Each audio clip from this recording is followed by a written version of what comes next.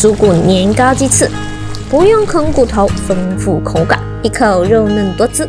雞翅剪掉兩頭的脆骨，接着骨頭把肉剪開，就能輕鬆脫骨啦。去骨的雞翅拋掉血水，土豆切厚片，再切成條，再準備長條的年糕，雞翅洗淨擦乾水分，塞入土豆條和年糕，沖淡它的骨頭。起鍋燒油，放入薯骨年糕雞翅，煎至兩面焦黃，放入蔥薑蒜和1顆八角煸香，再倒入1罐可樂，加點生抽、蠔油、鹽、胡椒粉調味，蓋蓋燜煮5分鐘。